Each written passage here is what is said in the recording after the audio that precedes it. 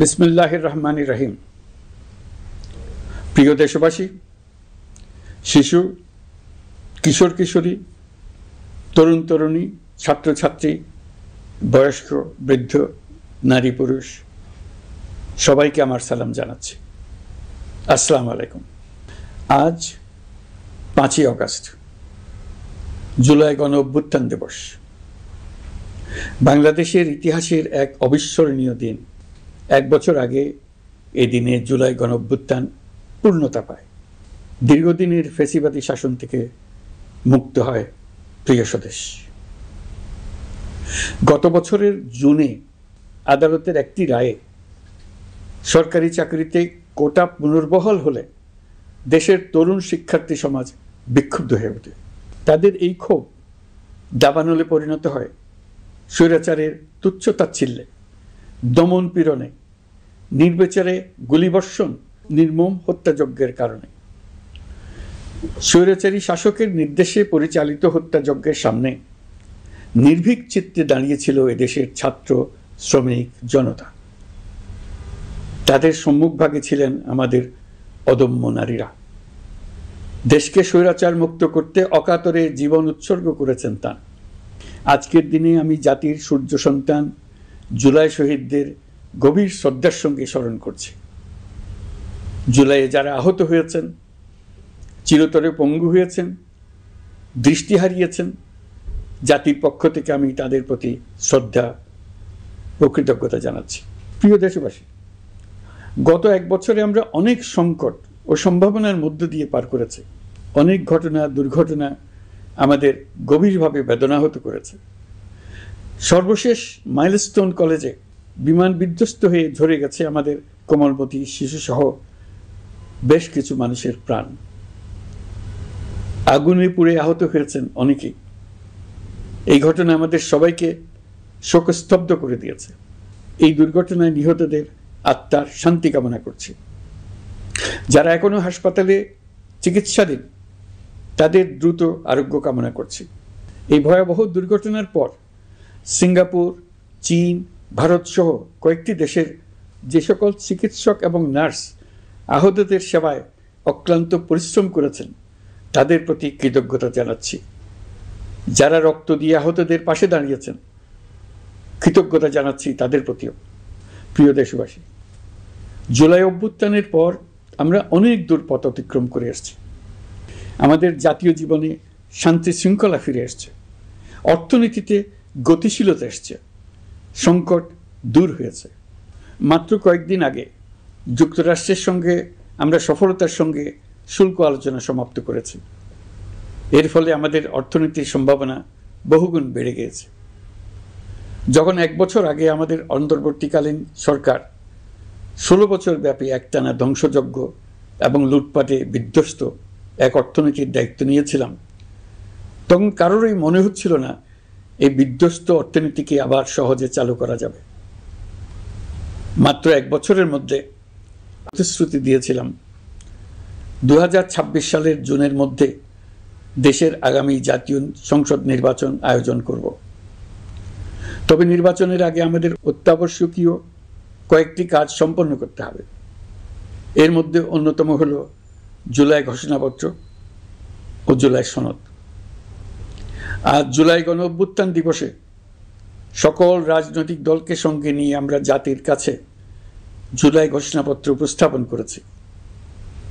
এই ঘোষণাপত্রে মহান মুক্তিযুদ্ধ সহ বাংলাদেশের মানুষের অতীতের বিভিন্ন ঐতিহাসিক ও গণতান্ত্রিক সংগ্রাম থেকে শুরু করে জুলাই অভ্যুত্থানের প্রেক্ষাপট বর্ণনা করা হয়েছে।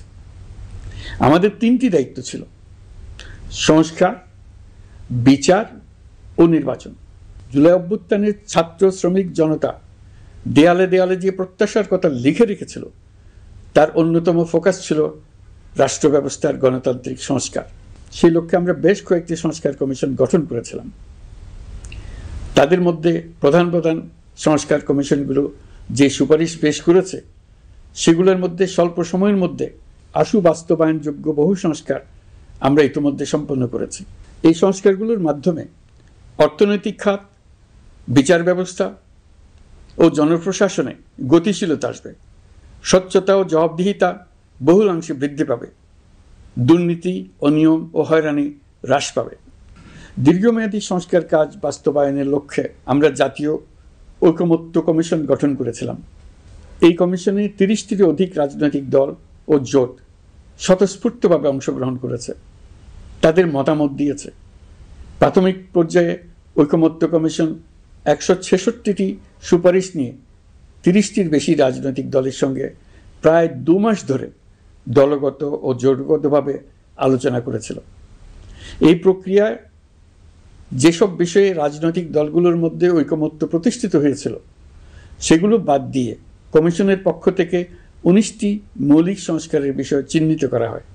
দ্বিতীয় পর্যায়ে 23 দিন ধরে আলোচনা শেষে 19টি বিষয়ের বেশিরভাগ ক্ষেত্রেই ঐকমত্য প্রতিষ্ঠা করা সম্ভব হয়েছে, যদিও কয়েকটি ক্ষেত্রে কিছু কিছু রাজনৈতিক দলের নোট অফ ডিসেন্ট রয়েছে। সংস্কারের ক্ষেত্রে আমরা আমাদের লক্ষ্যে পৌঁছাতে পেরেছি। ঐকমত্য কমিশনের পরিচালনায় দেশের সকল রাজনৈতিক দল মিলে দীর্ঘদিন ধরে প্রতিনিয়ত আলাপ আলোচনার ভিত্তিতে জুলাই সনদ চূড়ান্ত হওয়ার পর্যায়ে এসছে। জুলাই সনদ একটি ঐতিহাসিক অর্জন। এটা শুধু আমাদের রাজনৈতিক ইতিহাসে নয়, বৃহত্তর পরিমণ্ডলের রাজনৈতিক ইতিহাসেও স্মরণীয় হয়ে থাকবে। দলিল তো স্মরণীয় হয়ে থাকবেই, এটা রচনার প্রক্রিয়াও স্মরণীয় হয়ে থাকবে। এই দলিল প্রণয়নের জন্য আমি সকল রাজনৈতিক দলের নেতৃবৃন্দকে এবং ঐকমত্য কমিশনের সদস্যবৃন্দকে, বিশেষ করে এই উদ্যোগের নেতৃত্বদানকারী প্রফেসর আলী রিয়াজকে জাতির পক্ষ থেকে অশেষ কৃতজ্ঞতা ও ধন্যবাদ জানাচ্ছি। রাজনৈতিক দলের প্রতিনিধিরা অত্যন্ত সৌহার্দ্যপূর্ণ পরিবেশে আলোচনায় অংশ নিয়েছেন। মতপার্থক্য থাকা সত্ত্বেও সকল রাজনৈতিক দলের মধ্যে ঐকমত্য তৈরির চেষ্টা ছিল। আমরা আশা করছি এই ঐকমত্যের ভিত্তিতে অচিরেই রাজনৈতিক দলগুলি জুলাই সনদে স্বাক্ষর করবে এবং এর বাস্তবায়নেও ঐকমত্যে পৌঁছাবে। জুলাই সনদ বাংলাদেশে সুষ্ঠুভাবে ক্ষমতা হস্তান্তর, জবাবদিহিমূলক রাষ্ট্রীয় প্রতিষ্ঠানগুলোর স্বাধীনতা ও সক্ষমতা, নাগরিক অধিকারের সত্যিকারের বাস্তবায়ন, রাষ্ট্রীয় সম্পদ ও সামর্থ্যের ব্যবস্থাপনা নিশ্চিত করবে। আমাদেরকে নিশ্চিত করতে হবে ভবিষ্যতের কোনো সরকারই যেন আর ফ্যাসিস্ট হয়ে উঠতে না পারে। রাষ্ট্রকে এমনভাবে মেরামত করতে হবে যাতে কখনো কোথাও ফ্যাসিবাদের লক্ষণ পাওয়া গেলেই সেটিকে যেন তাৎক্ষণিকভাবে সেখানেই নির্মূল করা যায়, আর যেন 16 বছরের জন্য অপেক্ষা করতে না হয়, বহু মানুষকে প্রাণ দিতে না হয়, আমাদের যেন আরেকটি গণ অভ্যুত্থানের প্রয়োজন না হয়। জুলাই আগস্টের মানবতা বিরোধী অপরাধ মামলায় বিচার কাজ দৃঢ়ভাবে এগিয়ে চলেছে। বিচারের আনুষ্ঠানিক শুনানি পর্বও শুরু হয়েছে। ইতিহাসের নির্মম হত্যাযজ্ঞে যারা জড়িত তাদের বিচার এদেশের মাটিতে হবেই। বিচার প্রক্রিয়া ও এর ফলাফল ক্রমান্বয়ে মানুষের কাছে প্রকাশিত হতে থাকবে। বিচারের পুরো প্রক্রিয়া দেশবাসীর কাছে স্বচ্ছ ও দৃশ্যমান রাখা হচ্ছে। এবার আমাদের সর্বশেষ দায়িত্ব পালনের পালা, নির্বাচন অনুষ্ঠান। আজ এই মহান দিবসে আপনাদের সামনে এই বক্তব্য রাখার পর থেকেই আমরা আমাদের সর্বশেষ এবং সবচাইতে গুরুত্বপূর্ণ অধ্যায়ে প্রবেশ করব। আমরা এবার একটা নির্বাচিত সরকারের কাছে দায়িত্ব হস্তান্তরের প্রক্রিয়া শুরু করব। অন্তর্বর্তী সরকারের পক্ষ থেকে আমি প্রধান নির্বাচন কমিশনারের কাছে চিঠি পাঠাবো যেন নির্বাচন কমিশন আগামী রমজানের আগে 2026 সালের ফেব্রুয়ারি মাসে জাতীয় নির্বাচন অনুষ্ঠানের আয়োজন করেন। আপনারা সকলেই দোয়া করবেন যেন সুন্দরভাবে নির্বাচন অনুষ্ঠান করে এদেশের সকল নাগরিক একটি নতুন বাংলাদেশ গড়ার কাজে সফলভাবে এগিয়ে যেতে পারে। আমরা সরকারের পক্ষ থেকে এই নির্বাচন যাতে সুষ্ঠু, শান্তিপূর্ণ এবং উৎসবমুখরভাবে সম্পন্ন করা যায় সেজন্য সকল প্রকার সাহায্য সহযোগিতা প্রদান করব। এবারের নির্বাচন যেন আনন্দ উৎসবের দিক থেকে, শান্তি শৃঙ্খলার দিক থেকে, ভোটার উপস্থিতির দিক থেকে, সৌহার্দ্য ও আন্তরিকতার দিক থেকে দেশের ইতিহাসে স্মরণীয় হয়ে থাকে। সেই জন্য সকল আয়োজন সম্পন্ন করতে আগামীকাল থেকে আমরা সকলেই মানসিক প্রস্তুতি ও প্রাতিষ্ঠানিক আয়োজন শুরু করব। নির্বাচনে ভোটারদের সম্পর্কে দুই একটা কথা বলতে চাই। এবার আমরা প্রবাসী ভোটারদের ভোট দেওয়ার আয়োজন নিশ্চিত করতে চাই। অর্থনৈতিক দিক থেকে সম্পূর্ণ বিধ্বস্ত বাংলাদেশ যে আবার দ্রুত ঘুরে দাঁড়াতে পেরেছে, তার বড় কারণ হলো আমাদের রেমিটেন্স যোদ্ধাদের ঐতিহাসিক অবদান। নির্বাচনে তাদের অংশগ্রহণ নিশ্চিত করার জন্য নির্বাচন কমিশন প্রস্তুতি নিচ্ছে। নারী ভোটাররা যেন দেশের সর্বত্র নির্দ্বিধায় আনন্দোৎসাহ সহকারে তাদের ভোট দিতে পারে, এটা নিশ্চিত করতে চাই। এবার যেন কেন্দ্রে কেন্দ্রে নারী ভোটারদের ঢল নামে, আমরা সেই লক্ষ্যে সমস্ত ব্যবস্থা গ্রহণ করব। দেশের মানুষের ভোটাধিকার কেড়ে নেবার কারণে গত 15 বছর ধরে নাগরিকবৃন্দ ভোট দিতে পারেনি। এবারের নির্বাচনে আমরা আমাদের বকেয়া আনন্দ সহ মহা আনন্দে ভোট দিতে চাই। এবারের নির্বাচনে জীবনে প্রথমবার ভোট দিতে যাবে এরকম ভোটাররা নানা উৎসবের মধ্য দিয়ে ভোট কেন্দ্রে যাবে, তাদের এই দিনটি স্মরণীয় করে রাখার জন্য। এর মধ্যে নতুন নারী ভোটার থাকবে, নতুন পুরুষ ভোটার থাকবে, এর মধ্যে এমন ভোটার থাকবে যারা 15 বছর আগে থেকেই ভোট দিতে পারত কিন্তু জীবনে একবারও ভোট দিতে পারেনি। এর মধ্যে আসবে যারা 10 বছর আগে, 5 বছর আগে ভোট দিতে পারত কিন্তু পারেনি। আর আসবে ভাগ্যবান ও ভাগ্যবতীর দল, যারা এই প্রথমবার ভোটার হওয়ার যোগ্যতা লাভ করলো এবং সঙ্গে সঙ্গে ভোট দেওয়ার সুযোগও পেয়ে গেল। নির্বাচনের দিনকে আমরা ঈদের উৎসবের মতো করতে চাই।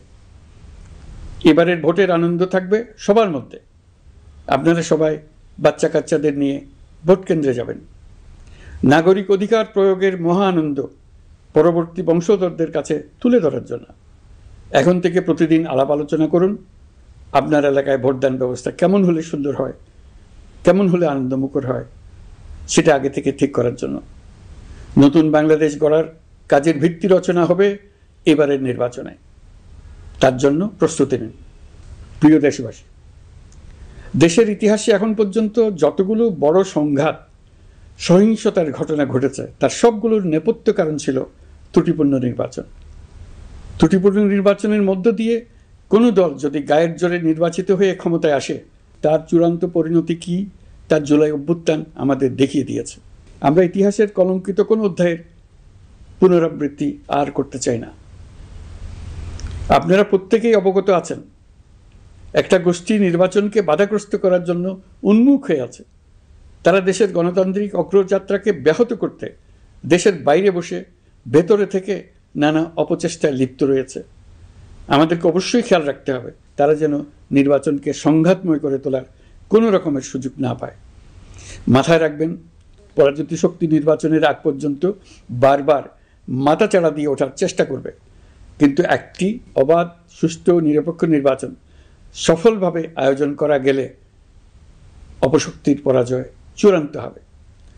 নির্বাচন সংক্রান্ত বিষয়ে প্রতিনিয়ত পরামর্শ নেওয়ার জন্য আমরা প্রযুক্তির সাহায্য নেব।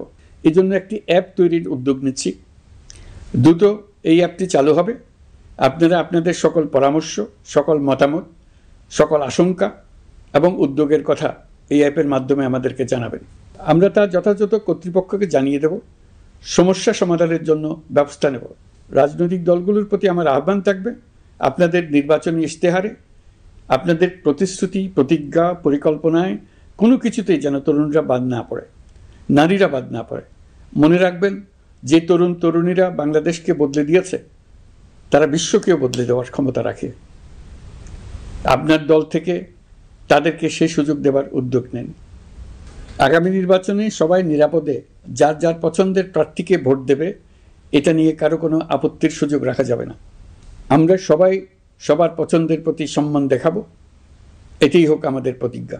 প্রিয় দেশবাসী, আপনারা জানেন সরকার দায়িত্ব গ্রহণের পরপরই দেশের দক্ষিণ ও উত্তরাঞ্চলে যে ভয়াবহ বন্যা পরিস্থিতি তৈরি হয়েছিল তা ফসল উৎপাদনে ব্যাপক ক্ষতি সাধন করেছে। এর ফলে নিত্য প্রয়োজনীয় পণ্যের মূল্যবৃদ্ধির আশঙ্কা হয়েছিল। তবে সংশ্লিষ্ট প্রতিষ্ঠান ও কর্তৃপক্ষের যথাযথ পদক্ষেপ, নজরদারি ও মধ্যস্বত্বভোগীদের দৌরাত্ম্য কমানোর ফলে এটি এড়ানো গেছে। বিশেষ করে এবছরের পবিত্র মাহে রমজান মাস থেকে শুরু করে এখন পর্যন্ত বাজার পরিস্থিতি স্থিতিশীল রয়েছে। মূল্যস্ফীতির নিয়ন্ত্রণ ছিল আমাদের জন্য সবচেয়ে বড় চ্যালেঞ্জ। ভঙ্গুর অর্থনীতি ও বন্যার কারণে খাদ্য মূল্যস্ফীতি হয়েছিল প্রায় 14%। এখন সেটা অর্ধেকে নেমে এসছে। আমরা আশা করছি ডিসেম্বরের মধ্যে এটা 6% নেমে আসবে। এই জুন মাসে দেশের সার্বিক মূল্যস্ফীতি কমে 8.48% হয়েছে, যা বিগত 35 মাসের মধ্যে সর্বনিম্ন। এই নিয়ে 4 মাস ধরে সার্বিক মূল্যস্ফীতি ক্রমান্বয়ে কমেছে। বর্তমান অন্তর্বর্তীকালীন সরকারের প্রতি প্রবাসীদের অসীম আস্থার ফলে মুদ্রাবাজারেও স্থিতিশীলতা ফিরে এসছে। গত অর্থ বছরে ব্যাংকিং চ্যানেলে রেকর্ড $3033 কোটি প্রবাসী আয় দেশে এসছে। রপ্তানি আয়ে প্রায় 9% প্রবৃদ্ধি হয়েছে। এর ফলে টাকা শক্তিশালী হয়েছে। অনেক বছর পর ডলারের বিপরীতে টাকার মান বাড়ছে। গত 11 মাসে বৈদেশিক পাওনাদারদের পাওনা সুদ ও আসল বাবদ $4 বিলিয়ন অর্থাৎ $400 কোটি অর্থ পরিশোধ করা হয়েছে, যা এ যাবৎকালের সর্বোচ্চ। আগের বকেয়া আদায় পরিশোধের পরও বৈদেশিক মুদ্রার রিজার্ভ বাড়ছে। আগামীতে এই ধারা বজায় থাকবে বলে আমরা আশা করি। বিদেশি বিনিয়োগ বৃদ্ধিতে বিভিন্ন উদ্যোগ নেওয়ার ফলে এই বছরের প্রথম 3 মাসে বিদেশি বিনিয়োগ এসছে $10,500 কোটি। গত বছরের একই সময়ের তুলনায় এটা দ্বিগুণেরও বেশি। আর অক্টোবর থেকে হিসাব করলে 6 মাসে ফরেন ডাইরেক্ট ইনভেস্টমেন্ট এসছে $16,500 কোটি, যা গত সরকারের আমলের শেষ 6 মাসের তুলনায় দ্বিগুণ। কর্মসংস্থান সৃষ্টি অন্তর্বর্তীকালীন সরকারের অন্যতম বড় লক্ষ্য। সম্প্রতি হংকং ভিত্তিক শিল্পগোষ্ঠী হান্ডা বাংলাদেশের বস্ত্র ও তৈরি পোশাক খাতে $250 মিলিয়ন বিনিয়োগের প্রতিশ্রুতি নিয়ে এসছে, যা এই খাতে চীনা কোনো কোম্পানির একক সর্বোচ্চ বিনিয়োগ। তাদের এই বিনিয়োগের ফলে 25,000 লোকের কর্মসংস্থান হবে। আমরা দৃঢ়ভাবে বিশ্বাস করি হান্ডার এই বিনিয়োগ আরও চীনা কোম্পানিকে এই দেশে বিনিয়োগের জন্য উৎসাহিত করবে। এর মাধ্যমে আমাদের তরুণ তরুণীদের কর্মসংস্থানের পথ খুলবে। গত 16 বছরে দেশ থেকে যে বিপুল পরিমাণ অর্থ পাচার হয়ে গিয়েছে, আমরা সেটা ফিরিয়ে আনার উদ্যোগ নিয়েছি। এই দীর্ঘ আইনি প্রক্রিয়ার জন্য সরকার নামকরা বিদেশি আইনি প্রতিষ্ঠানকে নিয়োগ দিয়েছে। যথাযথ আইনি পদক্ষেপের ফলে বিশ্বের বিভিন্ন দেশে ফেসিবাদী দুর্বৃত্তরা যে অর্থ সম্পদের পাহাড় গড়েছে তার কিছু কিছু ইতিমধ্যে জব্দ হয়েছে। এই কার্যক্রম সঠিকভাবে চালিয়ে যেতে পারলে অল্প সময়ের মধ্যে আরও কিছু ইতিবাচক ফলাফল পাওয়া যাবে বলে আমি বিশ্বাস করি। দেশের ভেঙে পড়া অর্থনীতিকে মজবুত করতে হলে আমাদের চিন্তায় মৌলিক পরিবর্তন আনতে হবে। আমি বরাবরই বলে এসেছি, এদেশের নদী ও বিশাল সমুদ্র আমাদের মূল্যবান সম্পদ। আমরা এই সম্পদকে কাজে লাগিয়ে সমান্তরালভাবে পানিভিত্তিক অর্থনীতি গড়ে তুলতে চাই। আমরা প্রায় ভুলে যাই যে বঙ্গোপসাগরের একটা অংশও আমাদের দেশ। এর পরিমাণ আমাদের মোট জমির পরিমাণের চাইতে বেশি। আমরা প্রায় সবসময় জমিভিত্তিক আমাদের অর্ধেক দেশ নিয়ে মাথা ঘামাই, বাকি পানিভিত্তিক অর্ধেক দেশকে হিসাবেই ধরি না, কারণ আমরা ওই অংশে বসবাস করি না। আমরা তো হাওর বাওরেও বসবাস করি না, তাই বলে তো তাকে হিসাবের বাইরে রাখি না। এখন থেকে আমাদের অংশের বঙ্গোপসাগরকে আমরা আমাদের দেশের মূল্যবান অংশ, এই কথা সবসময় মাথায় রেখে অগ্রসর হব। এই অংশের পানির উপর দিয়ে দেশ বিদেশের সঙ্গে আমরা বাণিজ্য করব। তার মাধ্যমে আমরা পুরো পৃথিবীকে আমাদের প্রতিবেশী বানাবো। এই পানির মধ্যে আছে অফুরন্ত সম্পদ, মৎস্য সম্পদ, যা প্রতি বছর ফসল দেয়। এই পানির নিচে আছে অফুরন্ত গ্যাস। এর সব কিছুকে নিয়েই প্রতিনিয়ত আমাদের চিন্তাভাবনাকে চালিত করতে হবে। বর্তমান সরকার চট্টগ্রাম বন্দর ব্যবস্থাপনাকে নতুন করে সাজানোর উদ্যোগ নিয়েছে। সরকার সম্প্রতি বাংলাদেশ নৌবাহিনী পরিচালিত ড্রাই ডক লিমিটেডকে নিউ মেরিন টার্মিনাল কন্টেইনার হ্যান্ডলিংয়ের দায়িত্ব দিয়েছে। তারা কাজ শুরু করা মাত্রই কিছু ইতিবাচক পরিবর্তন এসছে। প্রথম 2 সপ্তাহে দেখা গেছে আগের তুলনায় প্রতিদিন গড়ে 225টি বেশি কন্টেইনার হ্যান্ডলিং হচ্ছে। এই বন্দরকে আধুনিকভাবে গড়ে তোলা গেলে তা শুধু বাংলাদেশের অর্থনীতিতেই ভূমিকা রাখবে না, নেপাল, ভুটান সহ পার্শ্ববর্তী অঞ্চলের অর্থনীতিতে ইতিবাচক ভূমিকা রাখতে সক্ষম হবে। বিনিময়ে তারাও উপকৃত হবে, আমরাও উপকৃত হব। আমাদের উপকূল অঞ্চল অফুরন্ত সম্ভাবনার আধার। কুমিরা থেকে টেকনাফ পর্যন্ত নানা বন্দরের কর্মচাঞ্চল্যে সমগ্র উপকূল অঞ্চলকে দক্ষিণ এশিয়ার একটি গুরুত্বপূর্ণ অর্থনৈতিক প্রাণকেন্দ্র হিসেবে প্রতিষ্ঠা করবে। এই পুরো অঞ্চলে অনেকগুলো শিল্পাঞ্চল গড়ে উঠবে শুধু সমুদ্রের সান্নিধ্য এবং তার ব্যবহারের দক্ষতার কারণে। সমুদ্র উপকূলীয় অঞ্চলের সম্পদ ও পরিবেশের টেকসই ব্যবহার নিশ্চিত করতে আমাদের বন্ধু দেশগুলোর সঙ্গে আলোচনা শুরু করেছি, তারা উৎসাহ সহকারে সাড়া দিয়েছেন। গভীর সমুদ্রকে আমরা এখনও আমাদের কল্যাণে কাজে লাগাতে পারিনি। একে কেন্দ্র করে আমরা মাছ পালন, আহরণ ও প্রক্রিয়াজাতকরণের শিল্প গড়ে তুলতে কাজ শুরু করেছি। এতে করে লক্ষ লক্ষ মানুষের কর্মসংস্থান হবে, আমাদের অর্থনীতি নতুন শক্তিতে বলীয়ান হবে। প্রিয় দেশবাসী, প্রবাসী বাংলাদেশিদের জন্য ভিসা সংক্রান্ত জটিলতা দূর করতে আমরা গভীরভাবে কাজ করে যাচ্ছি। বাংলাদেশি নাগরিকদের জন্য আরব আমিরাত পুনরায় ভিসা চালু করেছে। মালয়েশিয়া কর্তৃপক্ষ বাংলাদেশি কর্মীদের জন্য প্রথমবারের মতো মাল্টিপল এন্ট্রি ভিসা চালু করেছে। অন্যান্য দেশের সঙ্গেও ভিসা জটিলতা কীভাবে কমিয়ে আনা যায় এ নিয়ে আমরা কাজ করে যাচ্ছি। আগামী 5 বছরে জাপানে অন্তত 1 লক্ষ বাংলাদেশি তরুণদের পাঠানোর প্রস্তুতি শুরু করেছি। তরুণদের সেখানে পাঠানোর জন্য বিশেষ প্রশিক্ষণ, অন্যান্য ব্যবস্থাও আমরা নিতে শুরু করেছি। এর পাশাপাশি আমরা ইতালি, দক্ষিণ কোরিয়া, সার্বিয়া সহ বিভিন্ন দেশে দক্ষ কর্মীদের পাঠানোর উদ্যোগ নিয়েছি। সৌদি আরব, জর্ডান, ওমান সহ বিভিন্ন দেশে নথিপত্রের কারণে যে প্রবাসীরা ইরেগুলার হয়ে গিয়েছিলেন তাদেরকে রেগুলারাইজ করার জন্য ব্যবস্থা নিয়েছে। আমরা বিভিন্ন দেশের সঙ্গে বিদ্যমান চুক্তিগুলোকে পর্যালোচনা করে দেখছি যাতে আমাদের প্রবাসী ভাই বোনদের জন্য সেগুলো স্বস্তিদায়ক হয়। দেশে এবং দেশের বাইরে বাংলাদেশের নাগরিকরা যে যেখানে অবস্থান করছে তারা যাতে সব ধরনের নাগরিক সুবিধা পান, আমরা সেই বিষয়ে উদ্যোগ নিয়েছি। চলতি বছর আমাদের নানা উদ্যোগের ফলে প্রায় 87,000 বাংলাদেশি সুষ্ঠুভাবে হজ পালন করতে পেরেছেন। হজের ব্যয়ও অন্যান্য বছরের তুলনায় আমরা কমিয়ে আনতে পেরেছি। হাজিরা যাতে নির্বিঘ্নে হজ সম্পন্ন করতে পারে সেজন্য লাব্বায়েক নামে অ্যাপ চালু করেছে, যার মাধ্যমে ঘরে বসেই হাজিদের আত্মীয় স্বজন, পরিবার পরিজন তাদের অবস্থান প্রতি মুহূর্তে জানতে পেরেছেন। এই বছর দক্ষিণ এশিয়ার অন্যান্য দেশগুলোতেও আমাদের হজ ব্যবস্থাপনা প্রশংসিত হয়েছে। আগামী বছরের হজ ব্যবস্থাপনা যেন আরও নির্বিঘ্নে সম্পন্ন করা যায় সেজন্য মন্ত্রণালয় এখন থেকেই প্রস্তুতি নিতে শুরু করেছে। প্রিয় দেশবাসী, জুলাই গণঅভ্যুত্থানে তরুণ শিক্ষার্থীদের পাশে ঢাল হয়ে দাঁড়িয়েছিলেন আমাদের বাবা মা ও শিক্ষকরা। আমাদের বাবা মায়েরা তাদের সন্তানকে বহু কষ্টে বড় করে বিশ্ববিদ্যালয়ে পাঠায়। লেখাপড়া শেষ করে অনেক ছাত্র অসুস্থ হয়ে বের হয়। এর কারণ আবাসিক হলের নোংরা পরিবেশ, খাবারের নিম্নমান, তার উপর দলীয় সন্ত্রাসীদের দমনপীড়ন। বিশ্ববিদ্যালয়ে পড়াশোনার পরিবর্তে প্রতিদিন শিক্ষার্থীদের জোর করে রাজনৈতিক দলের প্রোগ্রামে নিয়ে যাওয়া হতো। প্রশাসন ও শিক্ষকরা সবই জানতেন, অথচ কেউ এটি থামাতে পারেননি, চেষ্টাও করেননি। কারণ শিক্ষকদের একটি বড় অংশ প্রমোশনের জন্য, সুবিধার জন্য দলীয় রাজনীতিতে জড়িত ছিলেন, নিপীড়কের ভূমিকায় ছিলেন। প্রতিটি বিশ্ববিদ্যালয়ের আবাসিক হলগুলোতে দলীয় সন্ত্রাসীদের নিয়ন্ত্রণ আর অমানসিক নির্যাতন চলত। সেখানে গড়ে তোলা হয়েছিল টর্চার সেল। অন্তর্বর্তী সরকার প্রতিশ্রুতিবদ্ধ যে আমরা আর কখনো শিক্ষা প্রতিষ্ঠানগুলোকে এমন কোনো রাজনীতি দ্বারা কলুষিত হতে দেব না যা পড়াশোনার পরিবেশ নষ্ট করে, তরুণদের জীবন ধ্বংস করে। বাবা মায়েদের যেন সন্তানকে বিশ্ববিদ্যালয়ে পড়তে পাঠিয়ে আর কখনো শঙ্কায় থাকতে না হয়। বর্তমান সরকার দায়িত্ব গ্রহণের পরপরই শিক্ষা ব্যবস্থার উন্নতির জন্য ধারাবাহিকভাবে পরামর্শ কমিটির সঙ্গে বৈঠক করেছে, বিভিন্ন উদ্যোগ হাতে নিয়েছে। বিদ্যালয়গুলোতে শিক্ষার মান কীভাবে বাড়ানো যায় সে বিষয়ে বিভিন্ন উদ্যোগ নেওয়া হচ্ছে। সরকার কিছুদিন আগে সারা দেশের সরকারি প্রাথমিক বিদ্যালয়ের সব প্রধান শিক্ষকের বেতনের গ্রেড 1 ধাপ বাড়িয়ে 10ম গ্রেড করার সিদ্ধান্ত নিয়েছে। এটি একটি যুগান্তকারী সিদ্ধান্ত।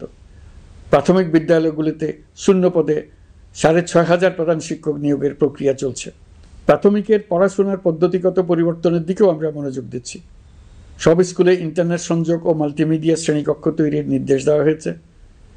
পার্বত্য চট্টগ্রামে কমপক্ষে 100টি স্কুলে এবছরের মধ্যেই ই-লার্নিং চালু হবে। ঢাকা চট্টগ্রামের অভিজ্ঞ শিক্ষকরা প্রযুক্তির সহায়তায় এসব স্কুলে শিক্ষকতা করে সেখানকার শিক্ষক ঘাটতি পূরণ করবেন। যেসব এলাকায় বিদ্যুতের ঘাটতি রয়েছে সেখানে সোলার প্যানেল বসিয়ে বিদ্যুতের ঘাটতি নিরসন এবং মোবাইল নেটওয়ার্ক ও স্টারলিং পরিষেবা ব্যবহার করে এই সংকট মোকাবেলা করা হচ্ছে। স্কুলগুলোতে মেয়েদের জন্য বিশেষ ব্যবস্থা গ্রহণ করে তাদের পড়াশোনার উপযোগী করে তোলা হচ্ছে। স্কুলের অবকাঠামোকে নারীবান্ধব করে তুলতে স্কুল ভবন নির্মাণের সময় কমিটিতে নারী স্থপতি রাখার নিয়ম করা হয়েছে। আমাদের লক্ষ্য হলো স্কুল ভবনের ডিজাইন থেকে শুরু করে পড়াশোনার পরিবেশ চিন্তাভাবনায় মেয়েদেরকে বিশেষভাবে গুরুত্ব দেওয়া, যাতে তারা ব্যক্তিগত নিরাপত্তা ও স্বাস্থ্যের দিক থেকে স্বস্তিদায়ক পরিবেশে পড়াশোনা করতে পারে।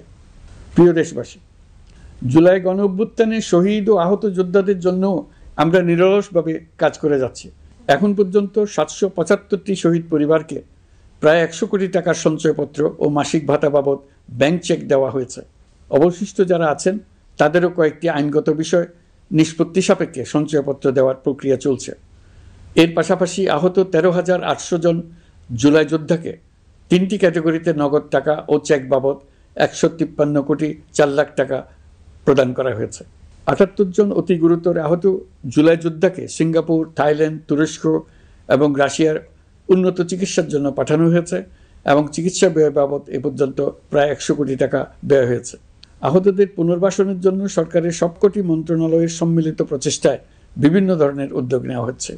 ফ্যাসিবাদী সরকারের আমলে দেশের শহরে বন্দরে হাজারো প্রতিষ্ঠান, সড়ক, সেতু, সেনানিবাস, যুদ্ধজাহাজ, স্কুল, কলেজ, বিশ্ববিদ্যালয়ের নাম পরিবর্তন করে স্বৈরাচার তার নিজের এবং নিজের পরিবারের সদস্যদের নামে চালু করেছিল। আমরা সব নাম পরিবর্তন করে আগের নাম বা মানানসই নাম করে দিয়েছি। প্রিয় দেশবাসী, অন্তর্বর্তীকালীন সরকার এমন এক অবস্থায় দেশের দায়িত্বভার গ্রহণ করেছিল যখন প্রতিটি গণতান্ত্রিক প্রতিষ্ঠান, অফিস, আদালত বিধ্বস্ত অবস্থায় ছিল। আমাদের প্রথম এবং প্রাথমিক কাজ ছিল এই প্রতিষ্ঠানগুলো সংস্কার এবং পুনর্নির্মাণে হাত দেওয়া, আইনশৃঙ্খলা বাহিনী পুনর্গঠন, অর্থনীতি পুনরুদ্ধার, আইন আদালত, নির্বাচন কমিশন সহ যাবতীয় গণতান্ত্রিক প্রতিষ্ঠানকে সচল করা এবং নাগরিকদের নিকট দায়বদ্ধ করে তোলা। রক্তাক্ত জুলাই ছিল স্বৈরাচারের বিরুদ্ধে তরুণদের পুঞ্জীবিত ক্ষোভের বহিঃপ্রকাশ। 16 বছর ধরে সরকারের স্বৈরাচারী আচরণের বিরোধিতা করে যতগুলো আন্দোলন হয়েছে, প্রতিটিতেই দলীয় সন্ত্রাসীরা অস্ত্র হাতে আন্দোলনকারীদের আক্রমণ করেছে। প্রতিটি আন্দোলনকেই দমন করার জন্য দলীয় সন্ত্রাসীরা সর্বোচ্চ আঘাত করেছে, যেখানে আইনশৃঙ্খলা বাহিনীকেও অংশ নিতে নির্দেশ দেওয়া হয়েছে অথবা দাঁড়িয়ে দর্শকের ভূমিকায় থাকতে বলা হয়েছে। একটি স্বাধীন বিচার বিভাগের জন্য অন্তর্বর্তী সরকার সংস্কার কাজ হাতে নিয়েছে। বিচার বিভাগীয় সংস্কার কমিশনের প্রস্তাবনা অনুযায়ী সুপ্রিম কোর্ট বিচারক নিয়োগ সহ যে সকল কাজ এই সরকার স্বল্প সময়ের মধ্যে করে যেতে পারবে, সে সকল কাজের অধিকাংশ ইতিমধ্যে সম্পন্ন করা হয়ে গেছে। বাকি কাজ চলমান রয়েছে। স্বৈরাচার আমলে দলীয় বাহিনীতে পরিণত হওয়া ভঙ্গুর আইনশৃঙ্খলা বাহিনীকে নতুন করে গড়ে তোলার জন্য আমরা সর্বোচ্চ ব্যবস্থা নিয়েছি। আইনশৃঙ্খলা বাহিনী দ্বারা কোনো মানবাধিকার লঙ্ঘন যাতে না ঘটে, সেই জন্য পুলিশ সদর দপ্তরে একটি সেল কার্যকর করা হয়েছে, যেখানে মানবাধিকার সহ পুলিশ সদস্যদের মাধ্যমে সংগঠিত যে কোনো অপরাধের বিষয়ে অভিযোগ করা যায়। এই সমস্ত সেল অন্যান্য আইন প্রয়োগকারী সংস্থার প্রধান কার্যালয়ও স্থাপন করা হচ্ছে। আসামিদের জিজ্ঞাসাবাদ হবে স্বচ্ছ কাচের ঘরে। হাজতখানায় বন্দীদের মানবিক সেবা নিশ্চিত করা হবে। অভিযান পরিচালনার সময় পুলিশ যেন জিপিএস ট্র্যাকিং সিস্টেম ডিভাইস সহ বডি ক্যামেরা পরিধান করেন তা নিশ্চিত করা হবে। পুলিশ যেন আর কখনোই কোনো আন্দোলন দমনে প্রাণঘাতী অস্ত্র ব্যবহার করতে না পারে, সেই ব্যবস্থা নেওয়া হয়েছে। বেআইনি সমাবেশে বল প্রয়োগের ক্ষেত্রে জাতিসংঘের স্বীকৃত 5টি ধাপ অনুযায়ী পুলিশ সদস্যদের প্রশিক্ষণ দেওয়া হচ্ছে। সব মিলিয়ে স্বরাষ্ট্র মন্ত্রণালয়ের পুলিশ সংস্কার কমিশনের প্রস্তাব অনুযায়ী 16টি সংস্কার কাজ সম্পন্ন হয়েছে। আরও 43টি সংস্কার কাজ সমাপ্ত হওয়ার পথে। দেওয়ানি আইন, নারী ও শিশু নির্যাতন দমন আইন সহ বিভিন্ন আইনগত সংস্কার সম্পন্ন হয়েছে। সম্প্রতি সরকার ফৌজদারি কার্যবিধি সংশোধন অধ্যাদেশ 2025 অনুমোদন করেছে। এর ফলে এখন থেকে কোনো ব্যক্তিকে আটকের পর 12 ঘন্টার মধ্যে যত দ্রুত সম্ভব পরিবারকে জানাতে হবে। আটককৃত ব্যক্তিকে আইনজীবীর সঙ্গে সাক্ষাতের সুযোগ দিতে হবে। গ্রেপ্তারকৃত ব্যক্তি রিমান্ডের পর অসুস্থ বা আহত হলে তাকে ডাক্তার কর্তৃক পরীক্ষা করতে হবে এবং আঘাতের কারণ নিশ্চিত হতে হবে। তার প্রয়োজনীয় চিকিৎসা দিতে হবে। এক্ষেত্রে পুলিশের দায় থাকলে আইনি ব্যবস্থা নেওয়ার বিধান যুক্ত করা হয়েছে। এই আইনের ফলে গ্রেফতার ও আটক নিয়ে মানুষের হয়রানি অনেক কমে আসবে, পুলিশের জবাবদিহিতা বাড়বে এবং বিচারের কাজ দ্রুততর হবে।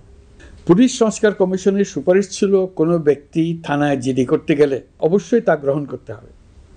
জিডি গ্রহণ করা ছাড়া থানা থেকে কোনো ব্যক্তিকে ফিরিয়ে দেওয়া যাবে না। এই সুপারিশের ভিত্তিতে সরকার সিদ্ধান্ত নিয়েছে দেশের সব থানায় অনলাইনে জিডি করা যাবে। এখন থানায় জিডি না নেওয়ার আর কোনো অভিযোগ থাকবে না।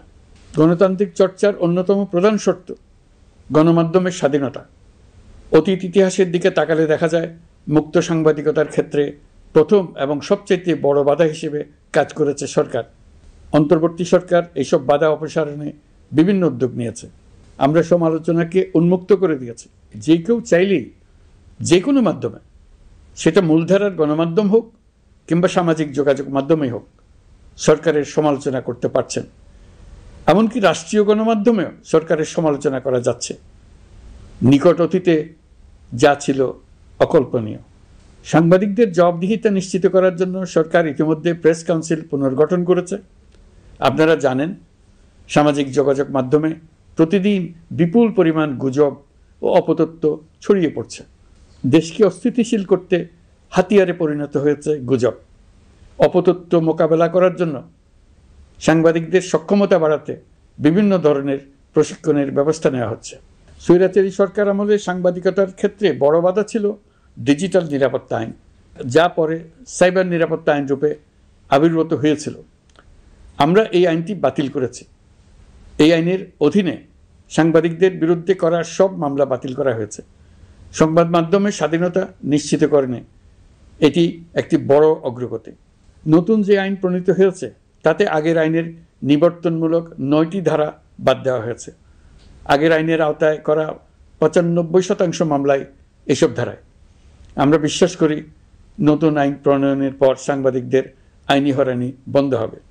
গত বছর মানুষের প্রতিবাদকে স্তব্ধ করে দিতে ফ্যাসিবাদী সরকার ইন্টারনেট বন্ধ করে দিয়েছিল, যাতে গোপনে তারা দমন নিপীড়ন হত্যাকাণ্ড চালাতে পারে। অন্তর্বর্তী সরকার সাইবার সুরক্ষা আইন সংশোধন করে নতুন অধ্যাদেশে প্রথমবারের মতো ইন্টারনেটকে মৌলিক অধিকার হিসেবে অন্তর্ভুক্ত করেছে। সম্প্রতি আন্তর্জাতিক bandwidth real time internet traffic পরিবহনে 4 টেরাবাইট সেকেন্ডের মাইলফলক অতিক্রম করেছে বাংলাদেশ সাবমেরিন কেবলস পিএলসি। বাংলাদেশে ইন্টারনেট সেবার মান ভালো করতে সরকারের পক্ষ থেকে সর্বোচ্চ উদ্যোগ নেওয়া হয়েছে। প্রিয় দেশবাসী, আপনাদের আহ্বানে একটি ঐতিহাসিক সন্ধিক্ষণে আমরা দায়িত্বভার গ্রহণ করেছিলাম। জুলাই অভ্যুত্থানে সৃষ্ট নতুন বাংলাদেশের যে অভূতপূর্ব সম্ভাবনা জাগ্রত হয়েছে, তাকে এগিয়ে নিতে আপনারা আমাদেরকে দায়িত্ব দিয়েছিলেন। গত 12 মাস ধরে আপনাদের সবাইকে সাথে নিয়ে জুলাইয়ের দাবি পূরণের চেষ্টা করে যাচ্ছি। আসুন আজ জুলাই গণ অভ্যুত্থান দিবসে প্রতিজ্ঞাবদ্ধ হই এই জাতিকে আমরা আর কখনো বিভক্ত হতে দেব না। আমরা সকল নাগরিকের প্রতি মর্যাদাশীল থাকব, তিনি যেই পরিচয়েরই হন না কেন। আমরা দৈনন্দিন জীবনে নানা ঘাত প্রতিঘাতে সাময়িকভাবে যদি পথভ্রষ্ট হয়েও পড়ি, প্রতি বছর জুলাই আমাদেরকে নতুন করে ঐক্যবদ্ধ হতে শক্তি যোগাবে। জুলাই তরুণদের উসিলায় জাতির আত্ম আবিষ্কারের মাস, ভুল ভ্রান্তি শুধরে নেবার মাস, গর্তে পড়ে যাওয়ার প্রবণতা থেকে নিজেদেরকে রক্ষা করার মাস। জুলাই গ্রামে গঞ্জে, সরকারি বেসরকারি স্কুল কলেজে, বিশ্ববিদ্যালয়ে, ফসলের মাঠে, ঘরে বাড়িতে কিশোর কিশোরী তরুণ তরুণীদের কাছ থেকে তাদের আকাঙ্ক্ষাগুলো জেনে নেওয়ার মাস। নির্বাচন আসছে। যদি আপনি আপনার নির্বাচনী এলাকা থেকে দূরে বসবাস করেন, তবে এখন থেকে নিয়মিত নির্বাচনী এলাকা পরিদর্শন করুন, যাতে সেরা ব্যক্তিকে নির্বাচিত করতে আপনি প্রস্তুত হতে পারেন। যাদের তাজা রক্তের বিনিময়ে আমরা আমাদের এই অতি মূল্যবান অধিকার ফিরে পেলাম, ভোটটা দেওয়ার আগ মুহূর্তে যেন তাদের চেহারা আমাদের চোখে ভেসে ওঠে। ফেব্রুয়ারি বেশি দূরে নয়। নির্বাচন নিয়ে প্রস্তুতি নিতে নিতেই ভোটের দিন এসে পড়বে। বহু বছর আমরা কেউ ভোট দিতে পারিনি। এবার আমরা সবাই ভোট দেব, কেউ বাদ যাবে না। সবাই যেন বলতে পারি, নতুন বাংলাদেশ গড়ার পথে দেশকে রওনা করার জন্য আমি আমার ভোটটা দিয়েছিলাম। আমার ভোটেই দেশটা সে পথে রওনা হতে পেরেছিল। জুলাই গণ অভ্যুত্থান দিবসে সকল নাগরিকের কাছে আমার আহ্বান, আসুন নতুন বাংলাদেশ গড়ার প্রথম বড় পরীক্ষায় সফলভাবে উত্তীর্ণ হই। মহান আল্লাহ আমাদের সহায় হন। আল্লাহ হাফেজ।